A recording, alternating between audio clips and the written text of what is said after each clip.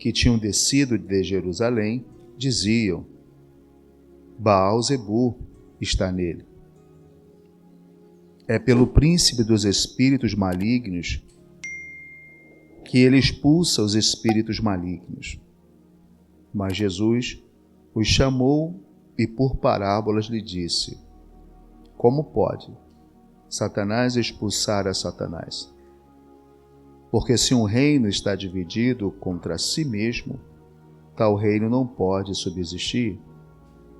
E se uma casa está dividida contra si mesma, tal casa não pode subsistir. De igual maneira, se Satanás se opõe contra si mesmo e está dividido, não pode subsistir ou ficar de pé, mas o seu fim chegou. Ninguém pode entrar na casa de um homem forte e roubar os bens dele, se primeiro não os amarrar, e então poderá roubar a sua casa. Amém. Em verdade vos digo que todos os pecados e as blasfêmias que blasfemarem os homens lhes serão perdoados, mas quem blasfemar contra o Espírito Santo, o Espírito de Santidade, jamais terá perdão, antes é culpado de juízo eterno. Porque diziam: tem um espírito imundo. Eu quero, nesta manhã, debaixo desse tema, com muito temor e tremor, falar sobre a origem, falar sobre o pecado imperdoável. Eu quero antes lembrar aos senhores sobre o contexto sobre o qual isso vai acontecer. Alguns costumam brincar quando eu digo que eles conseguiram mexer com a estrutura emocional de Jesus humano, o Cristo, de tal maneira que fizeram com que Jesus se irritasse tão profundamente que trouxesse algo que estava no Antigo Testamento e lá poderia permanecer. Fizeram com que Cristo, em sua humanidade, trouxesse isso para a nossa realidade, para o nosso tempo. O contexto da humanidade de Cristo, eu sei que nós, os cristãos, temos o hábito de olhar o nosso Jesus como Cristo, como o eterno e jamais como um homem. Nós temos o hábito de tirar a humanidade de Cristo, porque isso facilita o nosso cristianismo. Quando nós olhamos para Jesus e tiramos a sua humanidade, nós nos sentimos melhores, porque colocamos sobre ele a responsabilidade de que tudo que ele fez por ser Deus. Ele obedeceu por ser Deus. Ele perdoou por ser Deus. Tudo que ele fez porque era Deus. Isso é uma tática muito perigosa e é também roubar a glória que pertence a Jesus, porque tudo que Jesus fez na terra, fez como homem, obedecendo a palavra de Deus e colocando nele essa verdade e se movendo por ela. Ele nada fez por ser Deus, porque ele não era Deus aqui na terra. Quero deixar isso bem claro para vocês. Ele abriu mão de ser Deus para o realizar desta missão. Tudo bem aí? Ok? Ele abriu mão. Ok? Ele tinha todo o poder. Mas ele nunca desejou usá-lo, nunca desejou ser. E isso não começa na terra. Tá bom? Isso começa no princípio da eternidade. Ele, sendo Deus, não desejou ser como Deus. E isso não foi na terra. Se no céu ele já não mais desejou ser como Deus e não viveu como Deus, não agiu como Deus, por que nós dizemos que ele era Deus na terra? Tudo bem, senhores? Ele nunca desejou ser Deus. A pergunta é: por que ele não desejou mais ser Deus? É simples, senhores. É simples. Porque ele desejava muito mais realizar o desejo do Pai que está no trono. E para ele realizar esse desejo, ele não poderia estar no trono. Então ele sai do trono para servir. E para servir você tem que se diminuir. Você tem que deixar de ser quem você é de fato.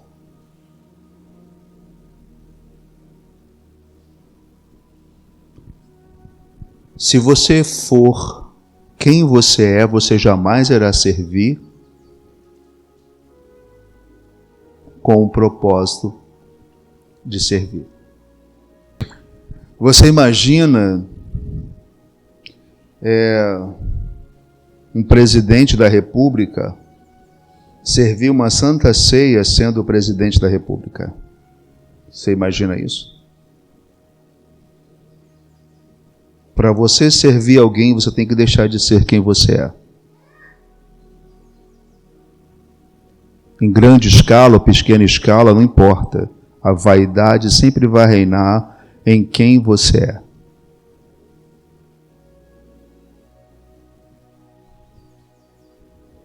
Por isso, você jamais vai servir no reino dos céus sendo quem você é. Por isso, a pessoa de Cristo deixa de ser quem ele é para servir ao trono. Porque deixar de ser é tomar o mesmo nível de quem você vai servir.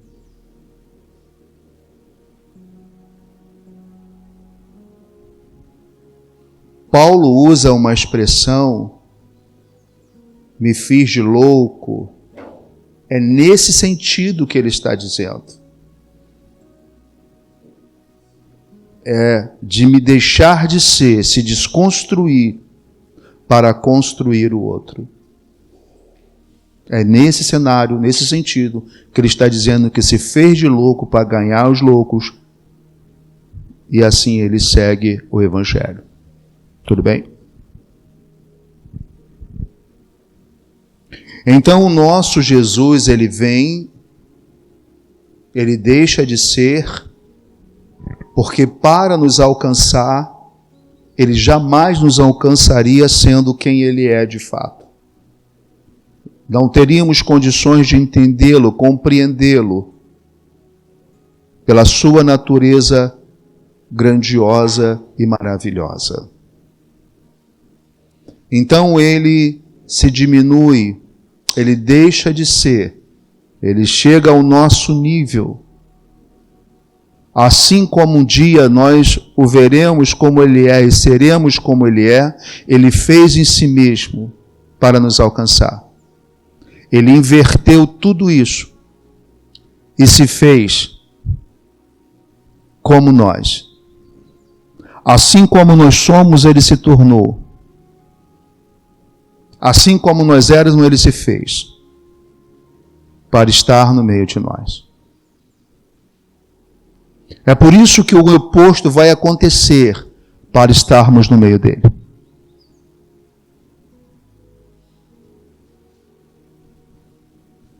Então ele se fez como nós, se tornou como nós, para estar no nosso meio.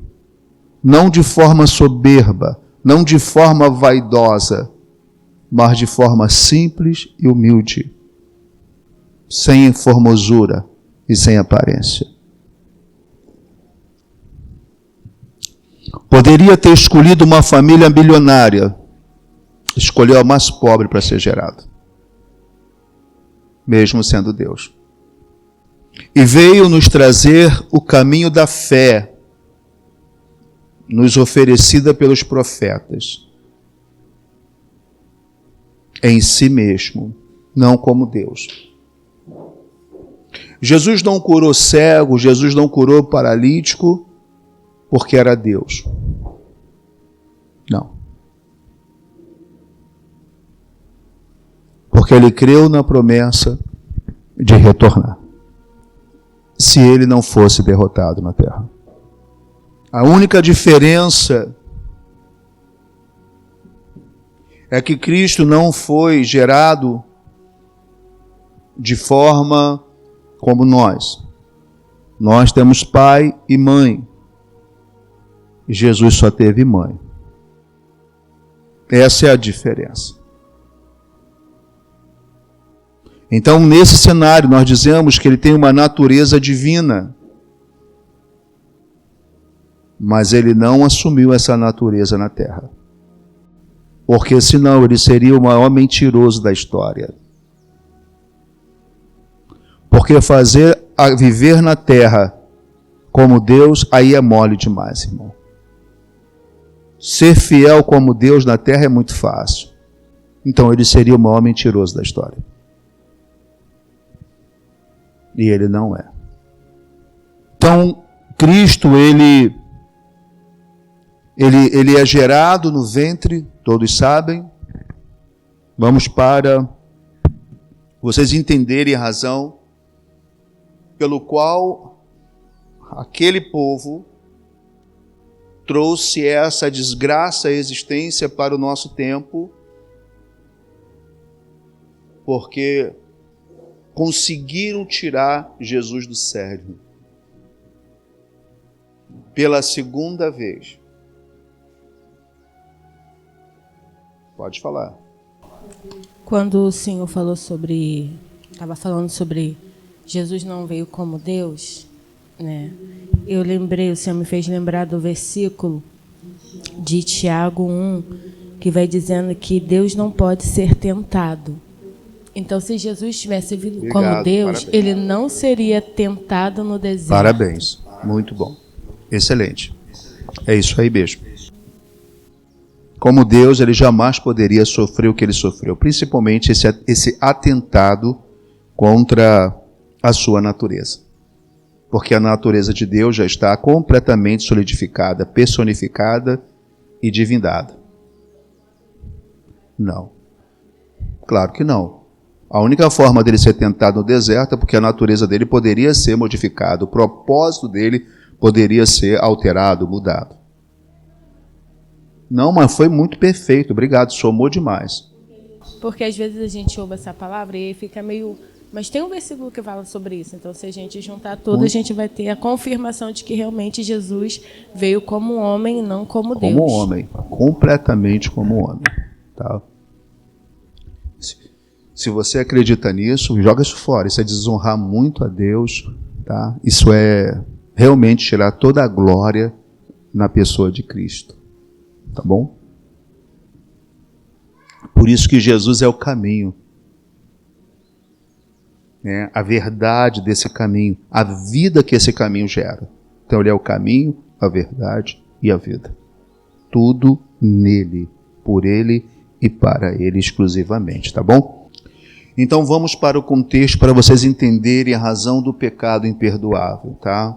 Primeiro gravem aí, o versículo que diz que irá mais que não se ponha o sol sobre, tá? Dá uma olhadinha aí, ok. Perfeito. Para vocês não falar que Jesus pecou quando eu concluir. Tá bom, gente? Ok. Bem, quando o Espírito Santo ele ele convida Maria, aos 12, aos 14 anos, para um propósito da humanidade. Veja, não é um propósito para Maria somente, não. É um propósito para a humanidade. A vida de Maria seria um propósito para toda a humanidade. Tanto as que já haviam passado sobre a terra, para as que estavam sobre a terra e para as que viriam sobre a terra. Era um propósito eterno na vida de uma criança. Hoje no Brasil, a gente vê criança, a gente entende que criança, 12, 13, 15, 18, 17 é criança no Brasil. Deus não vê isso. Tá bom? O que Deus vê são pais fracos que não conseguem ensinar os seus filhos o caminho que devem andar. Com todo respeito aos pais, com certeza. Mas a nossa, como é que eu vou dizer? A nossa cultura, ela é muito pobre em formar homens com caráter, mulheres com caráter. Se você for para os orientais, você vai ver que com 2 anos, as crianças são completamente independentes. Elas tomam banho sozinhas, elas escovam dente sozinhas, elas trocam de roupa sozinhas, elas vão para a escola sozinhas.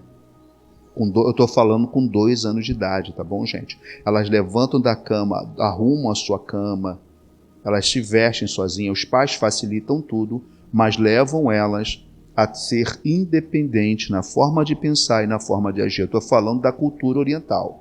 A nossa, com 15 anos, ainda é bebezinho do papai e da mamãe. Se vocês não concordam comigo, está tudo bem, eu respeito. Só vão pesquisar, só vão lá e acompanhem a cultura deles e vocês vão ver por que eles são o que são, por que a China é o que é. Tá?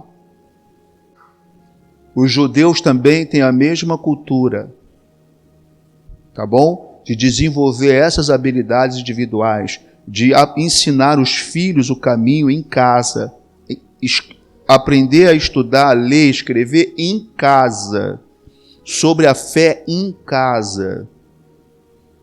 Só depois que eles têm isso estruturado é que eles vão para as escolas. Por quê? Porque eles não querem que nenhum estranho ensine seus filhos. Então, dentro desse cenário, ela é convidada para um propósito para a eternidade. Mas é dado a ela que seria muito dolorido. Deus não engana ninguém. Ela aceita.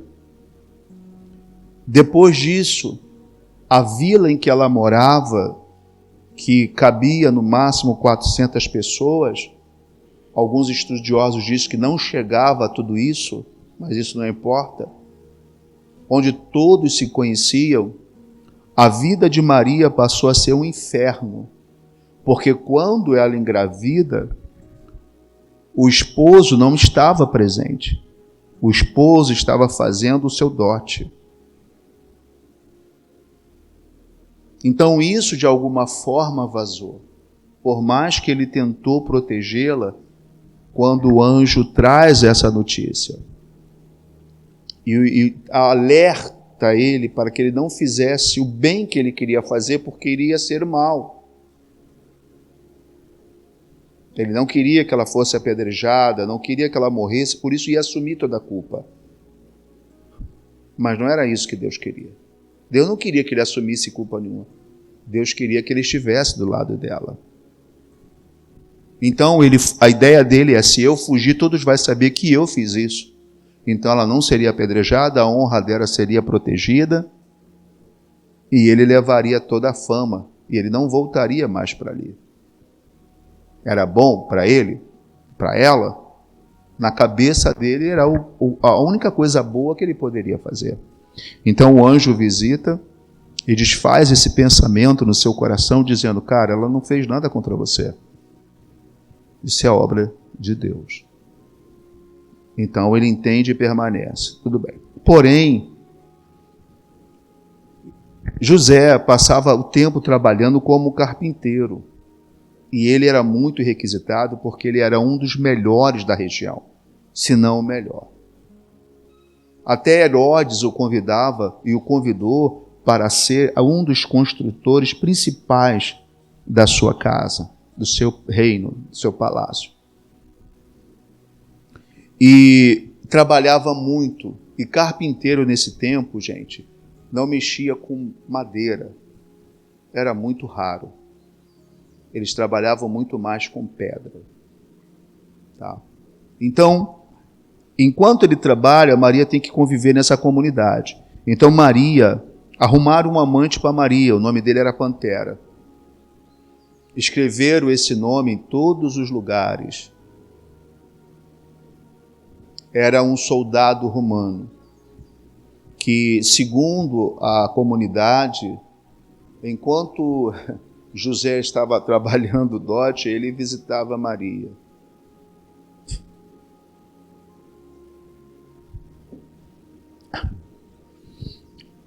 E isso está escrito em muitos lugares. Assim como pessoas ajoelhadas com um homem na cruz com cara de cavalo. As crianças faziam esses desenhos.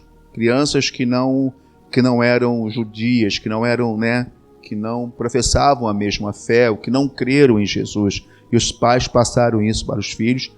Então eles desenhavam em lugares, paredes, um Jesus na cruz com a cara de cavalo e pessoas ajoelhadas embaixo. Era debocho, sabe? Então, para vocês terem uma ideia, tá? Então, dentro desse cenário, todos se voltaram de maneira horrível contra Maria.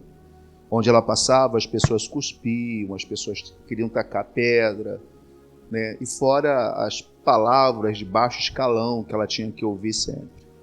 Ela entrou numa profunda depressão, segundo os sábios historiadores, e ela então é quando ela vai para a casa da prima. E quando ela chega na casa da prima, o Senhor a restaura. E como é que Deus a restaura? É quando ela chega no portão, a sua prima já sabe tudo que ela está vivendo. Gente, eu quero que vocês entendam que naquele tempo não tinha zap, não tinha telefone. Então, você morava a, vamos supor, uma distância, né? Como daqui lá no centro da cidade, para você chegar até lá, você levava dias caminhando. Você não sabia o que o outro estava passando ou vivendo. Quando ela chega diante dela, Isabel revela tudo para ela. O que todo o povo falava, Isabel desfaz tudo. Eu sei que o que há em ti é obra do Espírito Santo. Sabe? Naquele momento, todo aquele peso... Gente, as pessoas às vezes vão te martelando tanto com as verdades dela, que se você não tiver uma estrutura emocional, você desaba nessas verdades que não são. Foi o que estava acontecendo com ela. E quando ela ouve a Isabel trazer essa palavra, todo o peso é destruído. Maria é restaurada e ela encontra forças, sabe, na revelação para continuar a sua caminhada. Eu estou falando de uma menina, irmão. Eu não estou falando de uma mulher estruturada, eu estou falando de uma menina. Então ali, quando ela chega naquela casa, ela é sarada, ela é curada, e ela então retorna, e a vida dela continua no meio de dores, sofrimento, blasfêmia, de, afastamento, todo mundo se afastava, todo mundo, as portas não se abriam, ela não era convidada para almoçar, não era convidada para as festas, não era para nada, irmão. E eu estou falando até ao nível dos parentes, tá bom? Quando ela vai ganhar o bebê, é os parentes que colocam ela junto com os animais. Na casa de cima, a hospedaria, não. O teu lugar é aí, ó. Olha do que eles estavam, a forma como eles a tratavam. Mas está tudo bem para ela. Por que que ela não sucumbiu? Por que que ela não morreu? Porque ela trazia uma revelação. Havia algo dentro dela que garantia a ela o sofrimento e a dor que ela vivia. Sabe, o reino dos céus, gente, escuta isso, o reino dos céus, ele não está do lado de fora. O reino dos céus não está no mundo. O reino só há 2 lugares em que o reino dos céus está. O reino dos céus está dentro de nós e num lugar que nós chamamos de igreja, quando ela é consagrada a Deus. Reino dos céus, igreja, reino dos céus, homem e mulher. O reino de Deus não está fora, o reino de Deus está dentro. Tá bom isso? Ela trazia dentro de si o reino dos céus e era isso que a sustentava no meio das suas lutas, tristezas e sofrimento, perseguição, calúnia e difamação. Mas olha, para entender o contexto, Jesus nasce. Cadê os amigos de Jesus? Com quem que Jesus podia brincar? Com quem que Jesus podia jogar a bola de gude? Com quem Jesus podia soltar pipa? Os judeus são rígidos em suas tradições. Para eles, Maria era uma prostituta. Para ele, Maria era uma pecadora. Então, os filhos brincar com os filhos de uma pecadora é tornar a família deles pecadora. Então, os filhos não podiam brincar com Jesus. Jesus já começa o sofrimento quando nasce. Quando passa Jesus, criança, olha lá o filho da pecadora. Olha lá o filho da prostituta. Jesus sempre teve uma vida, sabe, assim, afastado, porque as pessoas o afastavam, assim como afastavam a mãe. Agora vocês começam talvez a entender por que Jesus compreendia as dores das prostitutas e de todos aqueles que a humanidade jogava para longe. Jesus sofreu em si mesmo essas dores. Jesus sabia o que uma prostituta sentia. Jesus sabia o que uma criança sentia. Eu quero que vocês compreendam justamente isso. Esse foi o cenário da vida de Jesus. Da vida de uma mulher que trazia no seu ventre uma promessa para toda uma humanidade. Vida de dor, de sofrimento. Muita gente hoje aqui na Terra quer carregar uma revelação, ou seja, quer ser cristão, mas quer ser um cristão vitorioso. Eu não tenho nada contra isso, não. Não tenho nada contra isso. Mas a verdade do Evangelho é algo muito diferente. É muito diferente. Pastor, a Bíblia nos Heróis da Fé, eles vão falar justamente isso, que os escolhidos, né, os que carregam a revelação, eles foram apedrejados, cerrados, postos à prova, fio da espada, andaram errantes, e aí continuam vestidos de, vai dizer, todo esse sofrimento, né, afligidos e maltratados, e a Bíblia faz questão de dizer, o mundo não era digno deles. E o próprio Paulo, estava até falando sexta-feira com as meninas, o próprio Paulo termina sua carreira sozinho, amparado por Lucas, né? Mas toda a igreja o abandonou, toda a igreja que ele lutou para construir, para edificar, ela o abandona. Então, esse é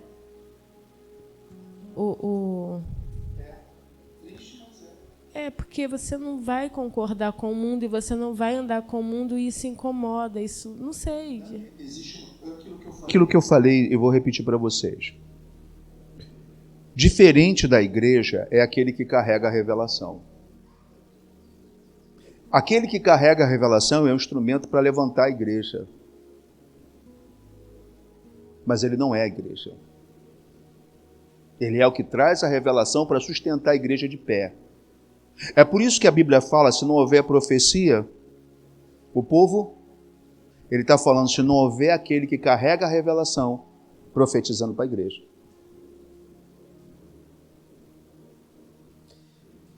Só que esta revelação sempre vai contrariar a igreja, porque a igreja sempre quer andar no caminho do mundo.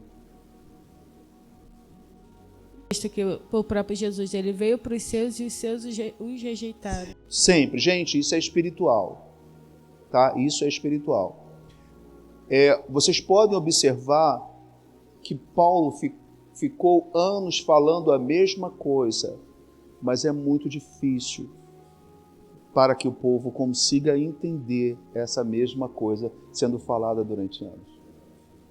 Enquanto que aquele que carrega a revelação, Deus fala 1, 2, 3 vezes e pronto. Ele vai carregar essa revelação pela vida inteira.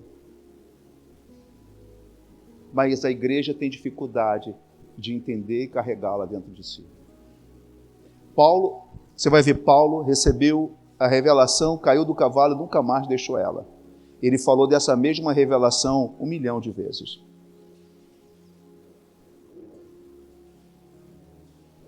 Vocês entenderam a diferença? Todo mundo quer colocar todo mundo dentro de um balaio de gato. Mas no mundo espiritual isso não existe não, irmão.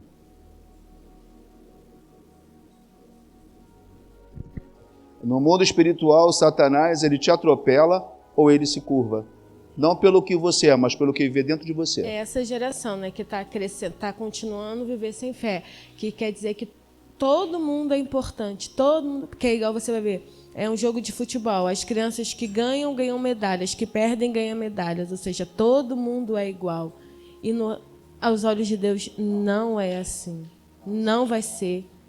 Deus é Deus, independente do que eu acredite que seja certo ou errado. A palavra dele é única e ela é imutável. A geração pode passar, mas a palavra ela é imutável. Mas esse é o problema da geração. Essa geração agora, ela está querendo trazer Deus para uma humanidade para que ela possa entender e atropelar e não se sentir culpada. Esse é o problema dessa geração. E assim a gente desonra a Deus. Tá bom? Mas tudo bem. O próprio Deus na transfiguração, você vai ver que apenas 3 que viram Jesus transfigurado no monte, e que os outros discípulos? Entendeu? E a multidão que o seguia? A multidão até expulsou demônios, todos expulsavam demônios, mas ter a revelação e ver é poucos. É poucos. Porque, olha gente, eu vou falar uma coisa aqui, vocês me perdoam se vocês não entenderem, tá? Depois numa mesa, almoçando, a gente conversa. Sem ofender, por favor. Sabe, hoje também está acontecendo algo assim. Todas as vezes que eu não aceito algo, eu sinto que é ofensa. Todas as vezes que eu não concordo com algo, eu penso que é piada. Esquece isso, irmão. A gente só está ensinando, eu não tenho nem necessidade disso. Tá bom? E nem preciso disso também. É porque a revelação, quando Deus dá essa revelação a uma pessoa, essa pessoa não vai se perder mais.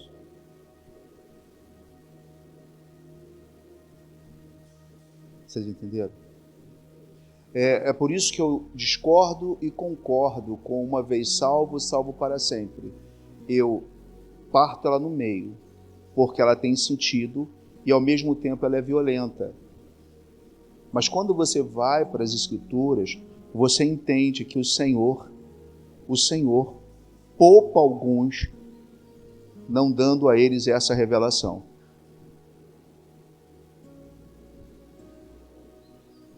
Porque se Deus tiver essa revelação, significa que você precisa estar pronto para todas as desgraças que virão. Ele está dizendo assim, sua vida não vai ser boa. Hein? Por isso ele não dá a todos. Porque assim você tem escolha. Você pode viver metade pelo Evangelho e outra metade pela tua vida. Olha, sem ofender, ok? Porque se você carregar, acabou, irmão. Você só vai viver para o Evangelho e vai sofrer demais por ele. Vocês conseguem entender o que eu estou falando? Por isso que Paulo vai usar essa expressão, gente, eu não vivo mais eu. Mas tinha um monte de gente que vivia. E eu não estou dizendo que eles não vão ser salvos, esquece isso, tá? Ok? Tinha gente que podia viver a sua vida. Paulo teve que abrir mão da sua vida, das suas empresas. Segundo os sábios historiadores, Paulo, todas as fábricas, por ele ser um cara muito importante, um dos sábios, e também ser chefe do pelotão mais importante de Israel, tá? Seu líder, seu general, todas as fábricas de pele era dele. Então todos os sacrifícios, as peles dos animais iam para a fábrica dele. Então era um homem muito rico. Mas quando ele recebe a revelação, ele abre mão de tudo. Alguns historiadores vão até mais profundo, dizendo que Paulo não era solteiro. Ele se faz solteiro porque todos discordavam da decisão que ele tomou, pela importância que ele tinha e quem ele era. Então ele deixou de ser tudo que ele era, ele se tornou desprezível, ele se tornou louco diante dos olhos de todos para ser o que ele passou a ser, Paulo. Tudo bem? Mas muita gente não precisou fazer isso. Consegue entender a diferença? Muita gente não precisou chegar a esse extremo e eu acredito que foram salvos. Está tudo bem, só que ele recebeu algo que os outros não receberam. Deus não vai te cobrar da mesma forma que Ele vai me cobrar. Porque nós temos responsabilidade no reino diferente. Quem no reino de Deus teve a responsabilidade maior do que a de Cristo? Quem? Quem é que colocou a sua vida em jogo? Quem?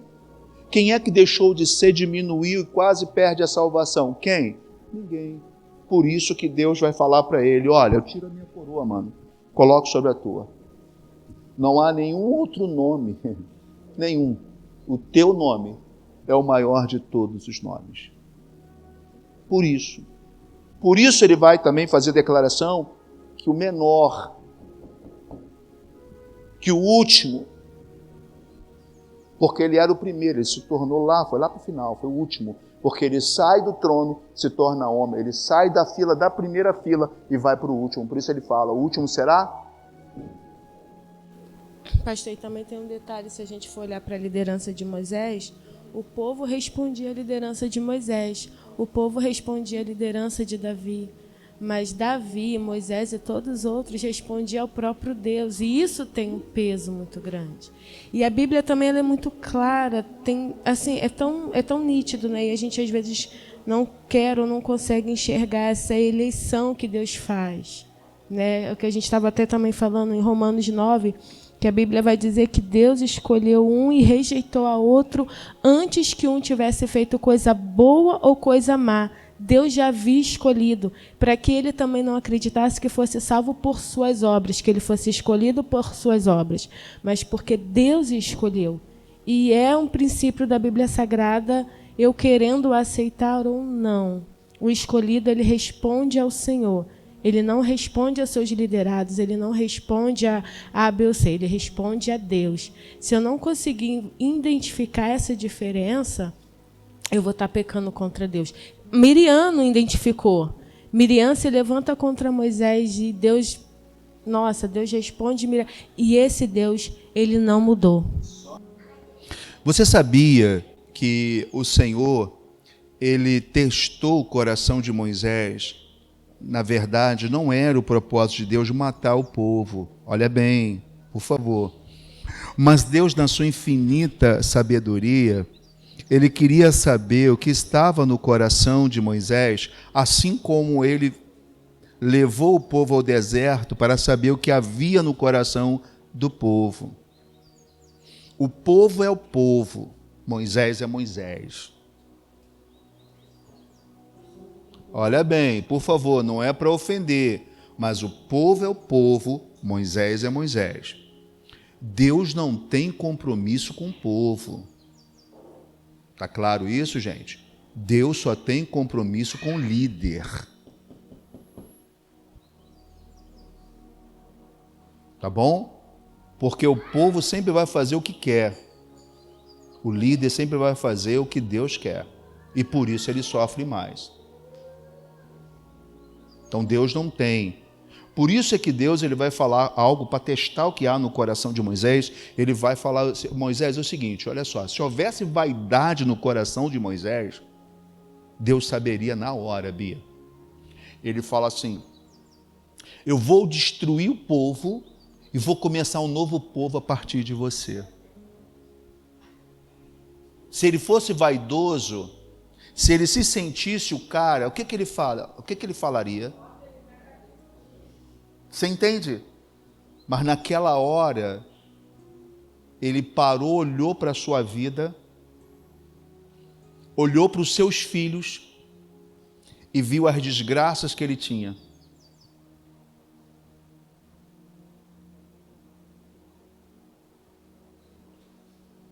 Vocês nunca ouviram isso, né? Tá. Me mostra quantas vezes os filhos de Moisés aparecem na Bíblia.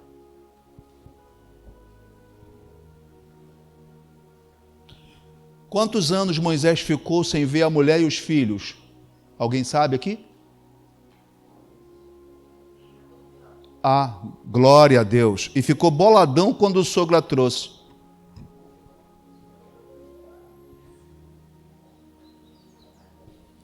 (14 anos.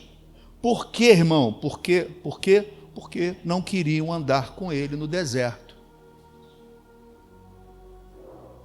Ué, irmão, por causa de alguma coisa você vai deixar de cumprir o seu voto com Deus, seu compromisso com Deus, seu chamado com Deus? Irmão, quem me ama anda comigo, irmão. É assim que Moisés pensava.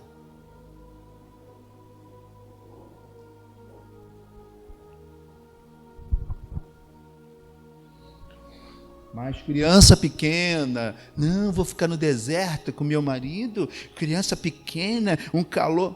Tá tudo bem, irmão. Tá tudo bem. Importa mais obedecer a Deus do que ao... Acabou, irmão. E agora, dentro dessa cena, está todo mundo entendendo esse texto, esse contexto? Para vocês entenderem por que Jesus se irou de tal maneira nesse cenário aqui de Marcos capítulo 3. Nós estamos falando do pecado imperdoável. Vocês precisam entender a origem dele e a razão dele. Tá ok? Quando a gente observa o sofrimento de Maria, o sofrimento de Jesus e os parentes que contra eles também estavam nos seus corações, razoavam suas mentes, nos seus comportamentos, tá ok? Então, para você ter uma ideia, você sabe o que os parentes, o primo de Jesus, o que os pais fizeram para que João Batista não vivesse o que Jesus vivia? Eles entregaram João Batista aos essênios. Era um povo que não concordava com a liturgia judaica. Não concordavam com os cultos judaicos daquele tempo e daquela geração. E eles entendiam que era por esta razão que Deus estava em silêncio. Porque o povo só queria dinheiro e utilizava-se até dos sacrifícios para tirar dinheiro do povo. E faziam um sacrifício de qualquer maneira. Imagina alguns sacerdotes para milhares de famílias, como em um dia eles conseguiriam fazer um sacrifício correto para todas essas famílias. Então esse povo se irritou com esse comportamento e começou a buscar Deus. E cumpriam com os rituais sem o cordeiro na mesa. Porque eles não queriam aqueles cordeiros que eles estavam preparando. Eles tinham uma percepção maravilhosa em relação ao Evangelho, é incrível. Por isso João, vai para o deserto e volta. João é treinado na sua mente, no seu coração, a viver uma fé indescritível. Por exemplo, hoje tem gafanhoto. Glória a Deus. Hoje tem mel. Glória a Deus. Mas cadê o gafanhoto? Não tem. Hoje não tem nada. Glória a Deus. Então ele foi treinado em sua fé e seu coração a crer Olha bem o que os essênios ensinavam: a crer num Deus invisível, mas real. Eles sentavam numa mesa da Santa Ceia e convidavam Deus para estar na mesa, mas não tinha cordeiro. Loucura, não é? Por aquele tempo. Assim João cresceu. Por isso você vai ver João tão diferente. É como se eles fossem... Nossa, olha bem, todo mundo massacrava os essênios, mas foi Deus que escolheu os essênios para ensinar João Batista, porque João não podia aprender com os judeus. E os essênios eram um povo sem origem, eles veio do nada e desapareceram do nada. Eles só veio num período e depois eles somem. É porque eles ficam separados do povo, completamente separados, porque todos odiavam eles. Não achou não? Depois eu te dou umas pistas. Ok? Então vamos lá. Então João Batista ele é treinado nisso, porque ele ia preparar o caminho do Senhor. Ele tinha essa revelação, ele tinha isso dentro de si. Tá? Então agora Jesus Cristo está dentro desse cenário de Marcos capítulo 3.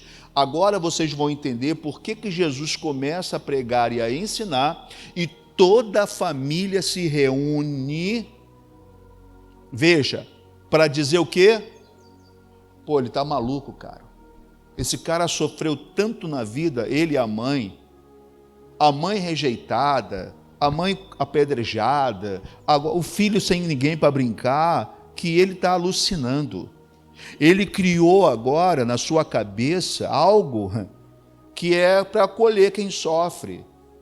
É por isso que ele abraça, beija a prostituta, come com prostituta, bebe com beberrão, porque ele sofreu tanto na vida que agora ele precisa se confortar, se consolar. Ele inventou isso. Marcos 3, 21, tá, minha irmã? Então, ele vai dizer assim: e quando seus parentes ouviram isto, saíram para prendê-lo, porque diziam, ele está fora de si, ele está maluco, ele está doido. Os parentes falavam isso dele. Se os parentes falavam isso, imagina quem não era. Ok? Você vai ver que Jesus ele vai ter uns traumazinhos. Se você for um bom psicólogo, lendo a palavra de Deus, você vai interpretar isso. Por isso que eu digo para vocês que ele era homem em sua totalidade na terra. Quando ele diz aos discípulos, e vocês, o que dizem que eu sou? Ele está liberando um trauma ali. Porque os parentes diziam que ele era maluco. Os outros diziam que ele era endemoniado. Ele queria saber, o que vocês que estão comigo, o que vocês dizem que eu sou? Trauma. Trauma, preocupado com o que os outros estavam dizendo dele, que ele já estava machucado demais, ele estava ferido demais, como homem.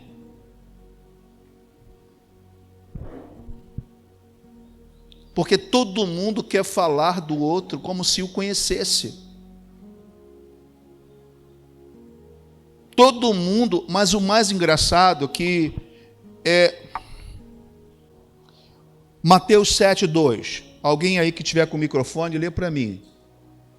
O mais engraçado que isto é um pecado imperdoável. Já que a gente entrou, vamos ler. Ali, vamos lá. Pois da mesma forma que julgarem, vocês serão...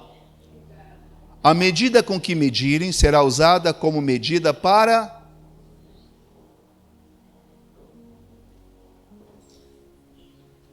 Só que vocês vão julgar o próximo, mas quem vai julgar vocês é Deus. E aí ele entra ainda num cenário quando ele diz assim, ó, e se não perdoar o próximo, Deus também não te perdoará. Pecado imperdoável.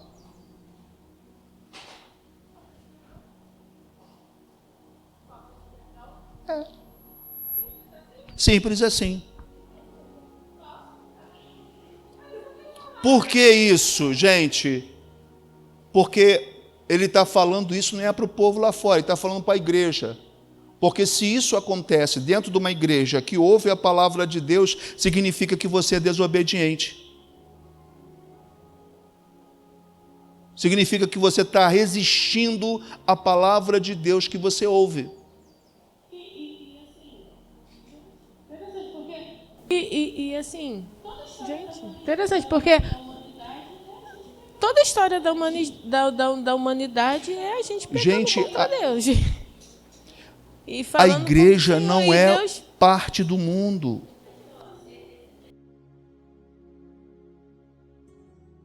Sempre vai refletir no próximo, né? Porque olha a condição, se você não perdoar o seu próximo, eu também não vou te perdoar. Então, nesse cenário e contexto, já encerrando, senhores, entendam, Jesus agora está ensinando, olha bem, Jesus está ensinando, e há muitos que querem os milagres de Deus estão dentro de casa. Os que estão querendo criticar estão nas portas, tá bom? E vem a família de Jesus com essa visão de que Jesus sofreu, Maria sofreu, a vida deles foi um inferno, dizendo, pô, ele está inventando coisa da sua cabeça, porque ele não está legal, ele está maluco. E olha que tirar ele de lá, interessante. porque senão Roma vem Ele e mata vendo a situação, ele. de repente ele falou assim, poxa, realmente Deus me entregou. Ele cenário, corta né? a roupa de Saul. Quando ele corta a roupa de Saul, o coração dele treme. Ele está inventando essa alucinação, O coração dele treme. Eu falei assim, meu Deus, Davi nesse momento ouviu a voz do Espírito Santo pelo coração dele. Então, quando ele, pelo seu interior, quando ele, se ele matasse Saul, meus irmãos, meu Deus, a gente não sabe nem como é acabar essa primeira, essa segunda semana. Exatamente. Então, o pecado dele estava direto ligado a Saul. Se ele se levantasse contra o próximo, e esse próximo é o que estava o perseguindo, ele tinha talvez todo o direito, numa linha humana, de matá-lo. E aí vem esses camaradas aqui, que vão dizer os escribas, diziam, né? Aproveitaram o ensejo dos parentes quando vieram, e ouvindo os parentes dizer aquilo, eles se motivaram, se inflamaram, e aí disseram, mas ele também expulsa por demônios, pelo príncipe dos demônios. Cara, quando eles começaram a inflamar os parentes de um lado e eles do outro, imagina como o coração de Jesus ficou no meio do povo que ele estava ensinando. Cara, ele se irritou de tal maneira, mas de tal maneira, como homem, que ele justamente vai falar, olha só, eu vou traduzir em outras palavras. Jesus ele vai dizer assim, olha, tudo bem, vocês falaram da minha mãe a vida inteira, vocês amaldiçoaram, vocês criticaram, vocês falaram que ela, sabe, é uma pecadora, uma prostituta.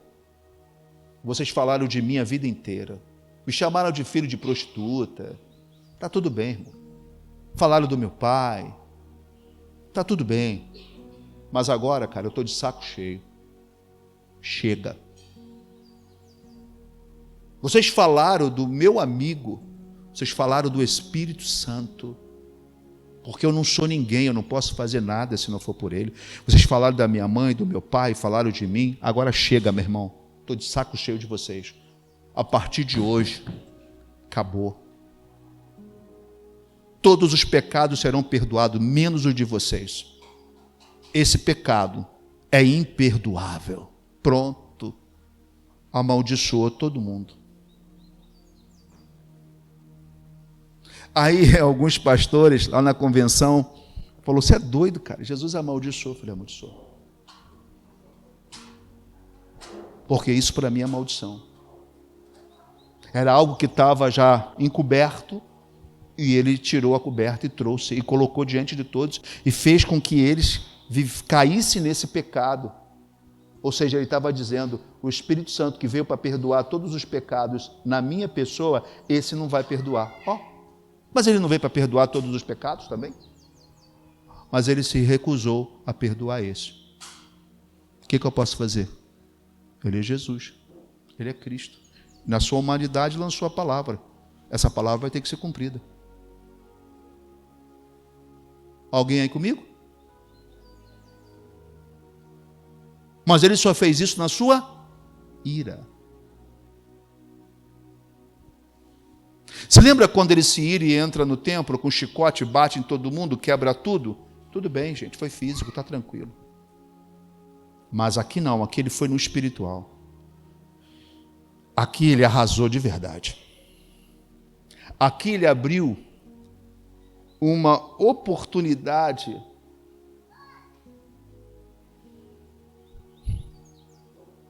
para Satanás trabalhar.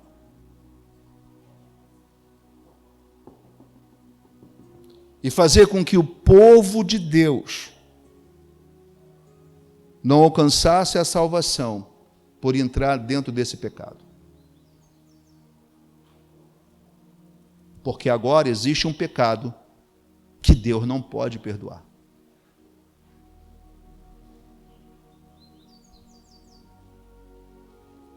Obrigado. Boa noite. Aliás, bom dia. Às 5 da tarde estaremos aqui de volta, permitindo Deus. E eu vou ter que cumprir a agenda de novo para encerrar? Sim, né? Vocês não me deixam em paz, né? Tá bom, gente. Melhor obedecer do que sacrificar. Espero que vocês tenham entendido o texto e o contexto. E logo mais eu prego 40 minutos trazendo para vocês a origem desse pecado. Ele não começou na terra e a gente vai fechar isso em nome de Jesus. Deus abençoe.